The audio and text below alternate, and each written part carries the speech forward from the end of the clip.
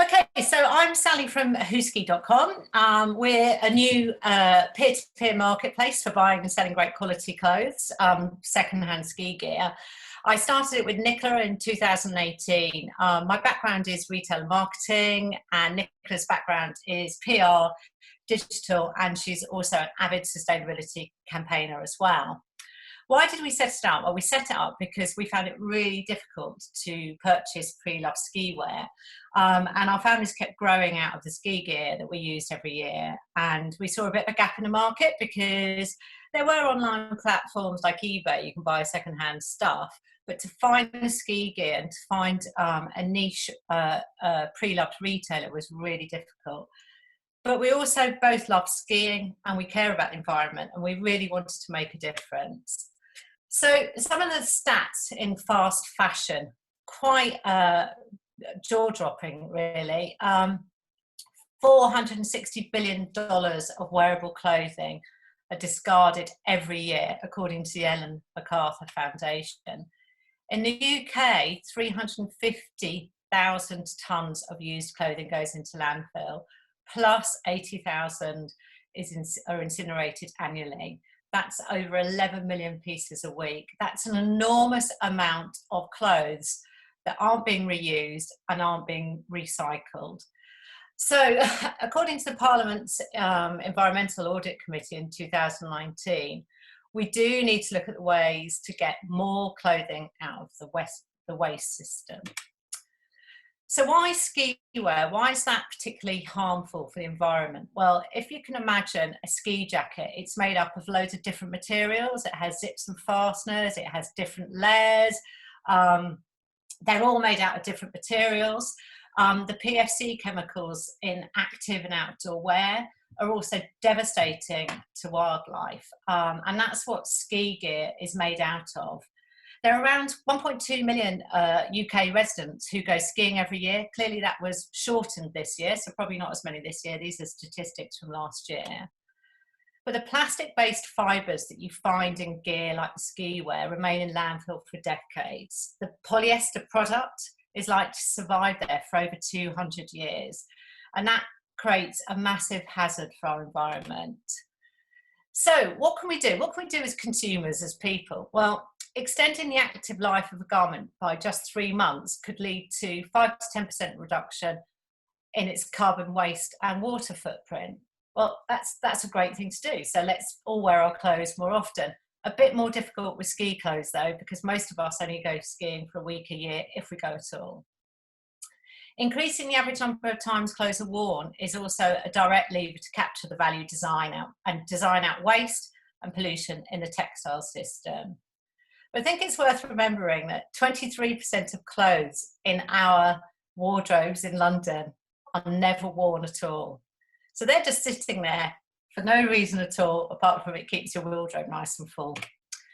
So the other quote is, well, then what do you do with it? Well, part of our strategy as part of the circular economy is that it means that you can sell it on. So what's actually being done? Well, there are some countries in the world like France who really are pulling their socks up. It was announced the other day that they are pushing for you not to be able to fly anymore on short haul flights. You will need to take a train rather than fly. But in terms of clothing, there's kind of a three-pronged attack really. There's the extended producer responsibility, that the textile companies need to consider where they are getting their products from and also how they're disposing of their products. For those, the retailers, etc., there are proposed tax breaks for companies that lower their waste carbon footprint.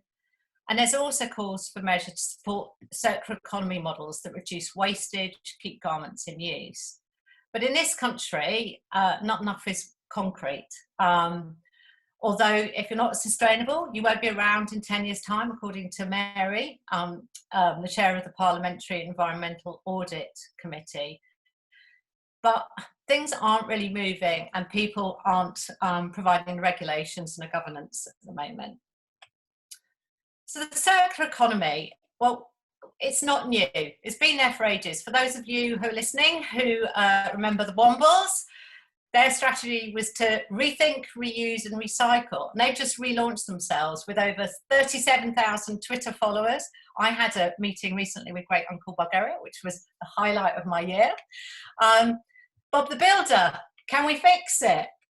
For those of you again who are even older, if you remember Blue Peter, every year they made their advent calendar out of a couple of old coat hangers, a bit of tinsel, and weirdly used real candles, which I'm not sure would be allowed nowadays. And then again, it was common practice to have milk delivered to your homes. That would be taken back, and it was common practice to take your Corona bottles and your Coke bottles back to the shops as well, where you could potentially get your 10p or 2p or whatever it was, and then that would be reused rather than being recycled, which would waste more energy. Some of the other interesting things is the language is changing in terms of fashion and talking about clothes and talking about pre-loved gear. Before, we used to talk about jumble sales and charity shops and junk shops, secondhand, picked it up. And for those of you who remember jumble sales, there just used to be stuff piled everywhere and you'd kind of throw your way through it.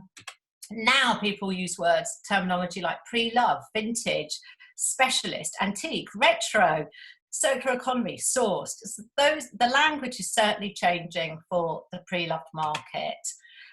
This is a charity shop. I think it's in Surrey or Sussex.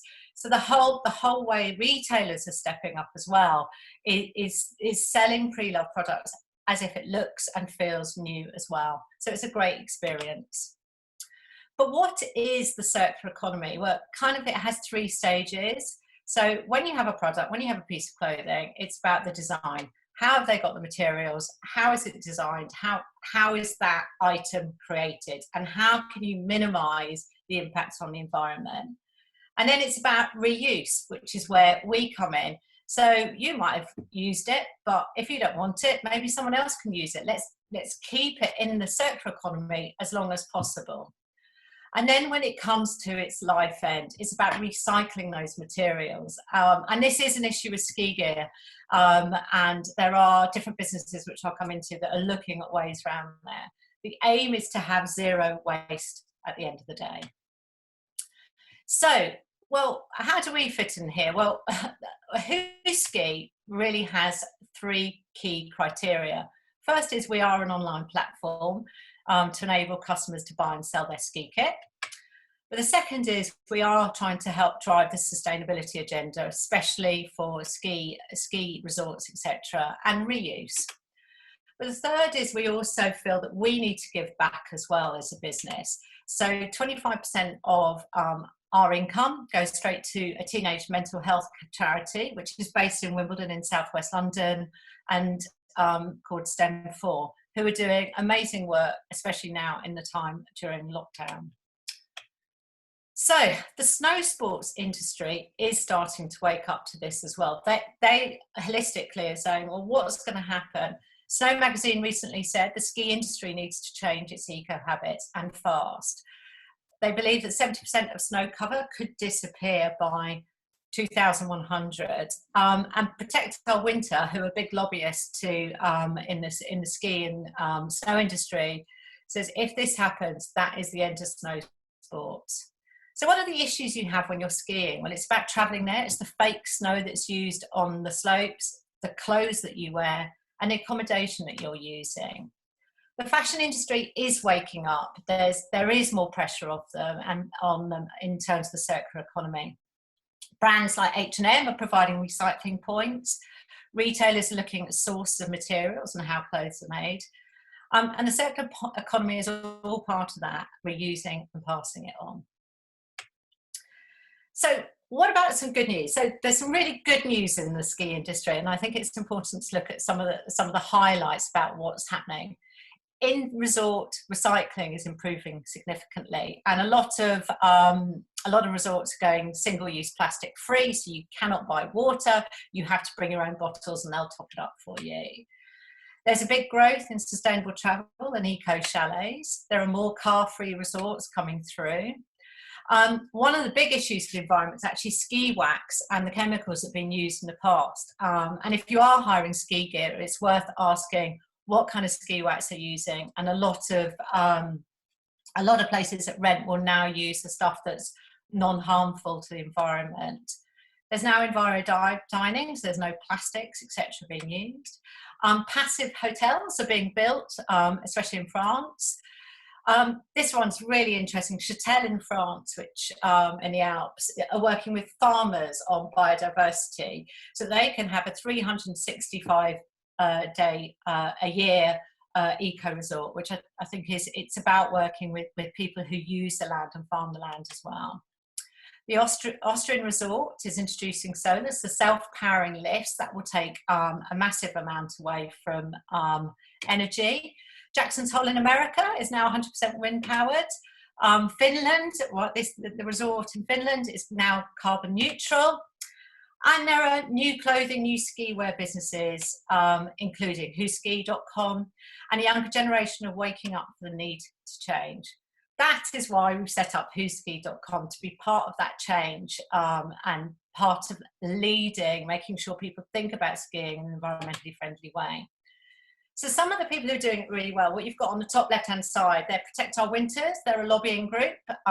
Next to it, Sustainable Slopes, they're American, and they rate ski resorts, and you can be certified, and they have a number of criteria. The French ski resorts have the same, but it isn't as clear cut. These guys here, you can see my mouse on, they're called Snow Carbon. That's about getting trained skiing, and they will help make it easier for you, because sometimes it's really difficult to understand the timetables and things, and it's not just the snow train that takes you to the resorts. Companies like Horsbury Travel, who we partner with, they provide school ski trips and student ski trips. They are looking at ways they can make things more sustainable, understanding impact. Snow Sports England are doing the same. And then there are clothing companies like Planks, who are creating ski gear, which is in a positive environmental way. You've also got McNair, who are a Yorkshire-based company who do plastic-free clothing. And then you've got companies like Econol, who are regenerating nylon. They're using old fishing nets. They get their nylon from elsewhere, all part of that circular economy process. But do think about the travel agent you use, because there are eco travel agents out there. And there are other things that are happening, like electric self-drive cars, etc., in resorts. But I really love this one, and I put it in because I just think this is fantastic. But Patagonia, who really sustainable outdoor wear clothes company, they in the Alps this year had these little huts going around, and if you had Patagonia products, they would repair it for free, or they would repurpose it or recycle it. I think that's a really positive and strong message, that those who are creating the clothes are also looking at ways of keeping them going within the circular economy, or getting them recycled. So very exciting. They also, I understand, will charge for, if you rip your salopette, say you have a fall and it rips across your backside or something, you can take them in and they will sew it up for you. So we're going to be reopening in September, and we need great quality ski gear. So for you guys, well, how do you ski greener? Well, check your wardrobes for unused ski gear, and pass it on and sell it on to someone else who might want it. One of our big markets are students and younger people, so do consider that. Consider the train or driving rather than flying. Look at the ski resorts that are going green. Take your own bottle so that you don't have to take plastic. There are companies where you can offset your trip, and a lot of the ski trip providers will do that as well. You can also buy pre-loved and pass it on, and check your ski wax. So there's some of the easy tips just to make it greener. If you're a business, we're always happy to work with other businesses, say a word, and help you with your CSR as well. And it's also about being part of something fresh and relevant. The ski industry is starting to wake up to this. And this new generation of environmentally conscious skiers is absolutely important. And they are the ones going to be skiing over the next 20 years. And we need to have snow, we need to have the biodiversity, and we need to minimise the impact this sport has on the environment. And I hope that we can join up with some other businesses and have a ski industry sustainability event, which will be great fun to do. So, in conclusion, this is all about being part of the circular economy and zero waste. So for next year, if you want to wash it, list it and sell it, do think of us, and do think of the other companies that are pushing a green agenda and the impact that the ski gear that we have has on the environment. I've provided these to Amy, so she should be able to, these are all the links to some of the companies I've touched on who are doing the right thing within the industry, and I'm sure there are plenty more as well. So thank you, and that's it from me. So I don't know whether there are any questions.